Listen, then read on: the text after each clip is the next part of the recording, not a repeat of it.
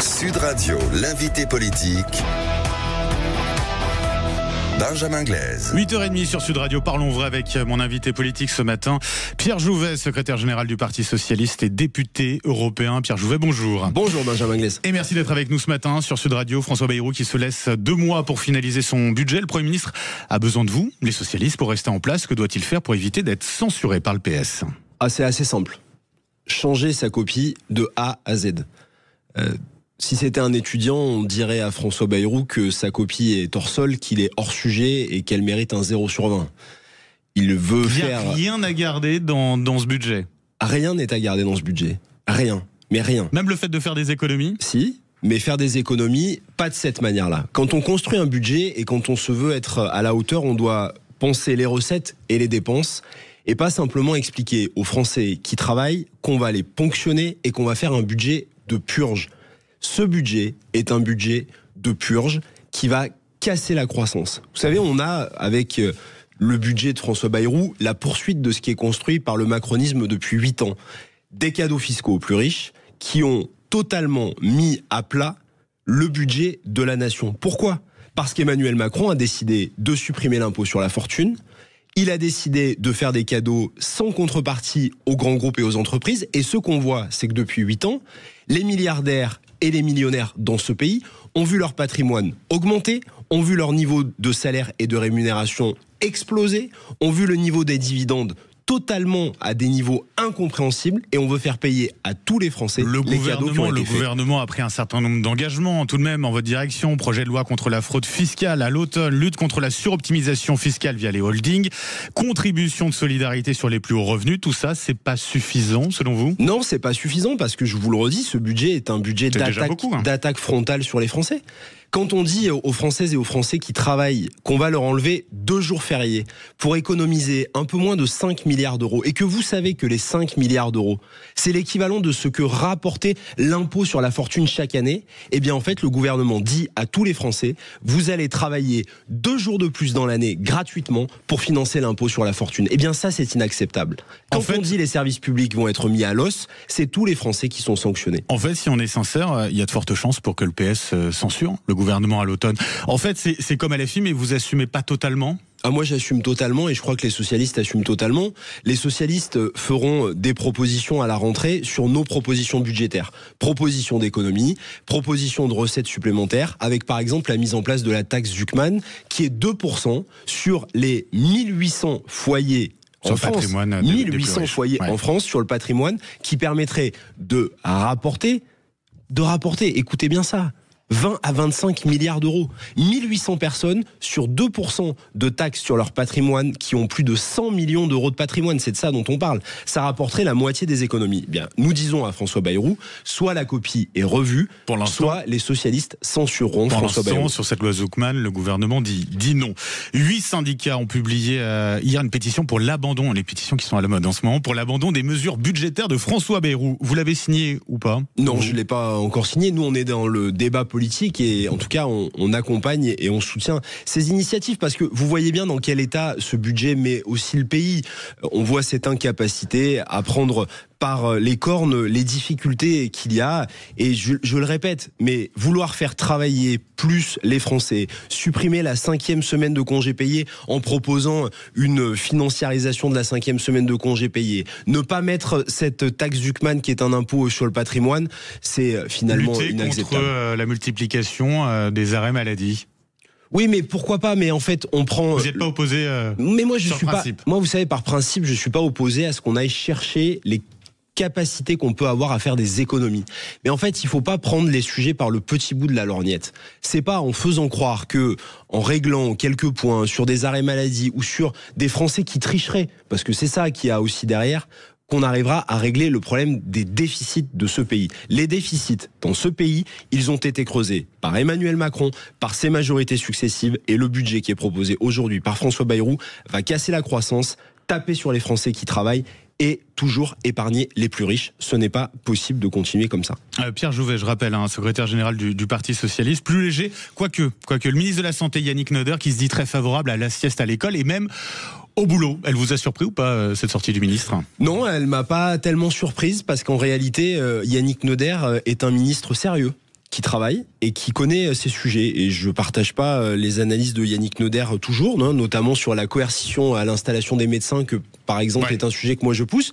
Mais je trouve que c'est pas une mauvaise idée. Il n'y a pas un paradoxe, voilà, on nous dit de travailler plus et de faire davantage la sieste. Là, vous avez un grand paradoxe, c'est que le gouvernement veut faire travailler plus les Français, veut les faire travailler plus au même salaire ou donc quasiment gratuitement, et en même temps met cette mesure. Mais d'un point de vue de santé publique, je pense que la mesure annoncée par Yannick Neuder ne va pas dans le mauvais sens. De faire des économies d'ailleurs. Je ne sais pas si ça permet de faire des économies, mais en tout cas, ça peut permettre de traiter d'une question, excusez-moi juste un instant sur le sujet, du bien-être au travail. Parce que ça aussi, on n'en parle jamais. On dit les arrêts maladie. Il y a une multiplication des arrêts maladie. Mais pourquoi ? Parce qu'il y a une souffrance au travail dans un certain nombre d'endroits. Il y a du management qui n'est pas bien fait. On voit la pressurisation qui est mise dans un certain nombre d'entreprises.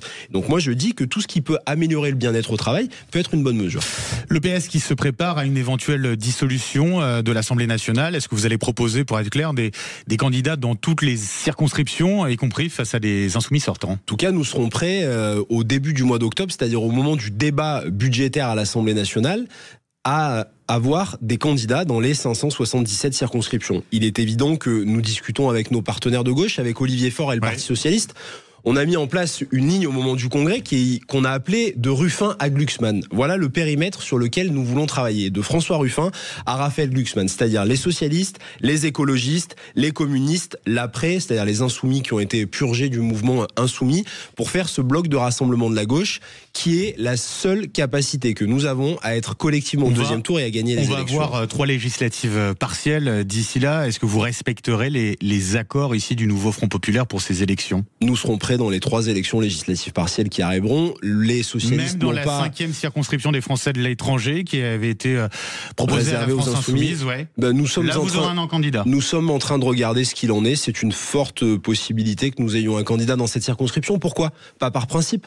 Les Insoumis ont eu cette circonscription 2 fois dans les accords et de la NUPES et ensuite du NFP. 2 fois, ils ont perdu cette circonscription. Je considère que si on veut gagner, si on veut avoir une majorité un jour à l'Assemblée nationale, on doit regarder au réel ce qu'il en est et qui peut gagner dans les circonscriptions. L'accord qui avait été... On verra. La décision, je vous le redis, la décision n'est pas prise à ce stade, mais en tout cas, moi, j'analyse de manière très précise les enjeux électoraux de chacune des circonscriptions et c'est ce qu'on va faire d'ailleurs dans le plan dissolution que nous travaillons au Parti socialiste. Vous avez déjà un candidat ou une candidate pour la législative partielle de Paris, ça y est ? Là aussi, c'est en cours de discussion. La Fédération de Paris a débattu. On parle d'elle. Oui, ça fait partie. C'est celle qui a le plus de chance. Je sais pas si c'est celle qui a le plus de chance parce que on doit là aussi regarder avec la Fédération de Paris. Moi, j'en discute avec Emmanuel Grégoire, qui est notre candidat aux élections municipales pour devenir le prochain maire de Paris.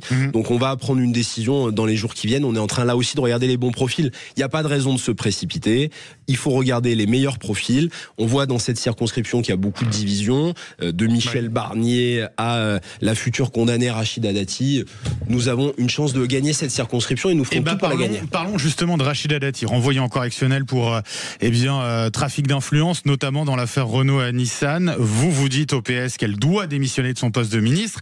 Elle a réagi hier soir sur LCI. Elle dénonce une instrumentalisation un peu honteuse de cette affaire par certains, par vous. Vous êtes visé ? Je sais pas, moi je vais dire une chose très simple. Nous demandons au Parti socialiste de manière très claire la démission de Rachida Dati. Nous demandons. Ce n'est pas une instrumentalisation ici non, mais il n'y a de cette affaire. Aucune instrumentalisation. Rachida Dati utilise des méthodes trumpistes. On l'a vu encore hier sur le plateau de LCI et je vais vous dire ce que je pense. C'est-à-dire, ça veut dire quoi ? Ça veut dire qu'en fait, elle attaque en permanence pour essayer de se dédouaner. Rachida Dati est une habituée du fait.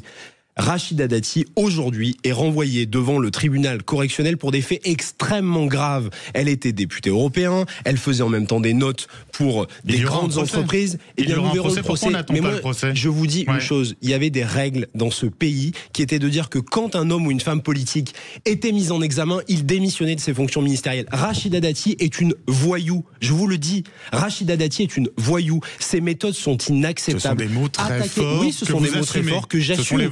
Parce que attaquer des juges comme elle l'a fait hier, revenir sur un plateau télé, mais elle a perdu à chaque fois qu'elle a attaqué en diffamation. Elle avait essayé de le faire avec Emmanuel Grégoire qui est candidat à la mairie de Paris. Elle avait perdu de la même manière. Pourquoi ? Parce que c'est une habituée des faits et que tout le monde le sait très bien. Cette méthode qui est en permanence d'attaquer pour essayer de se dédouaner et de passer pour une victime, c'est insupportable. Aux yeux des Français qui ne comprennent pas que des femmes et des hommes politiques puissent se retrouver de manière permanente devant les tribunaux, ne pas démissionner de ses fonctions quand on a des accusations si graves, mais y compris même pour se protéger et pour se défendre, n'est pas une bonne méthode et une bonne mesure.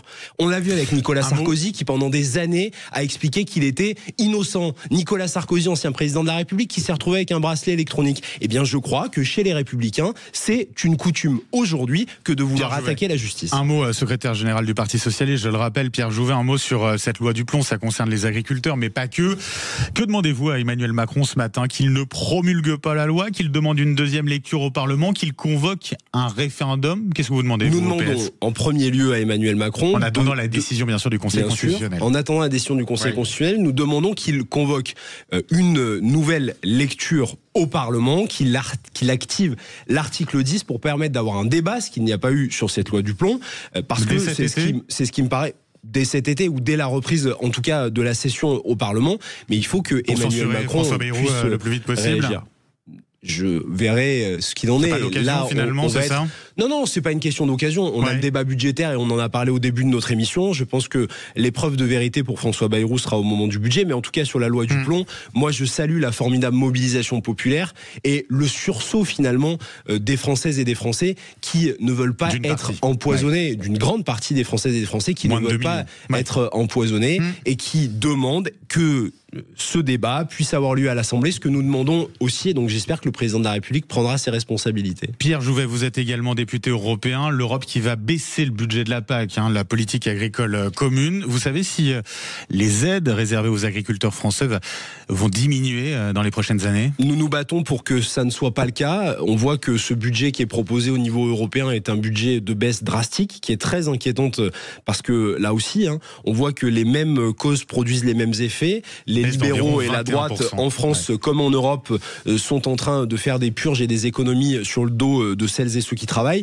tout en allant expliquer qu'après ils les défendent. Donc j'espère qu'il n'y aura pas de baisse de la PAC pour nos petits agriculteurs, même si, disons-le de manière très claire, certains très gros agriculteurs de notre pays pourraient voir un peu de niveau de PAC diminuer.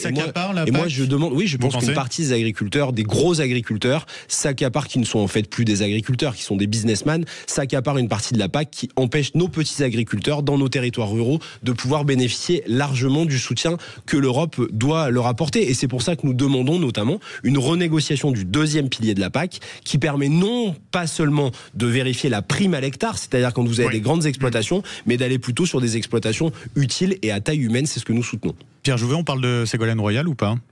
Ça vous dit ? De quoi vous voulez me parler avec Ségolène Royal ? Ségolène Royal qui l'assume. Elle sera candidate en cas de primaire de la gauche pour la présidentielle 2027. C'est une bonne nouvelle, ça, ou pas, pour le PS ? Honnêtement. Ça ne m'inspire rien. Voilà, je vous le dis comme je le pense. Donc c'est plutôt une mauvaise nouvelle. Mais c'est pas une mauvaise nouvelle. Mais Ségolène Royal, là aussi, on est dans un espèce de jeu de cirque médiatique. Excusez-moi du peu. Voilà, je vais vous parler franchement. On se parle vrai ici sur Sud Radio. C'est un cirque médiatique. Un dernier mot sur Bruno Retailleau, le ministre de l'Intérieur, vous l'avez vu, qui déclare dans Valeurs Actuelles que le macronisme s'achèvera avec Emmanuel Macron.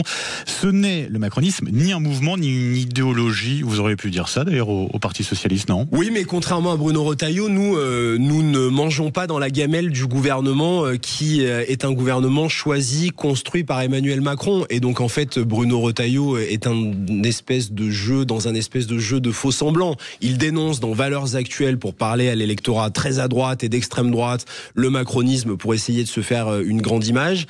Et en même temps, il est le ministre de l'Intérieur de François Bayrou et donc d'Emmanuel Macron. Oui, c'est un hypocrite. Oui, c'est un hypocrite. Oui, c'est un hypocrite. Bruno Retailleau est hypocrite quand il fait cette interview à Valeurs Actuelles.